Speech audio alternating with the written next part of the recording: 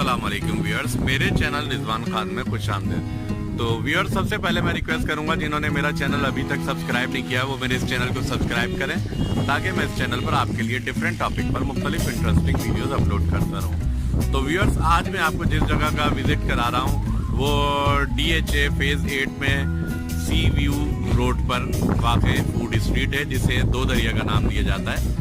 दो दरिया, इसकी लोकेशन देख रहे हैं आप, ये साहिल समंदर पर मौजूद है और ये आप दूर तक देख सकते हैं कि ये सारे होटल्स लाइन से हैं।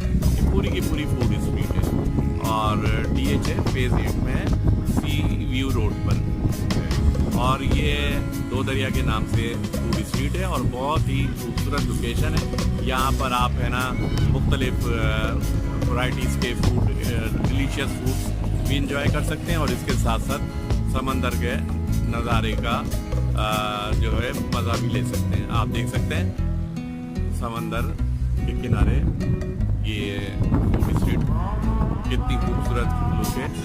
तो उम्मीद है आपको मेरी ये वीडियो बहुत पसंद आई होगी। अगर आपको मेरी ये वीडियो पसंद आई हो तो बराए मेहरबानी लाइक ज़रूर करें और मेरे चैनल को सब्सक्राइब करें। Thank you very much.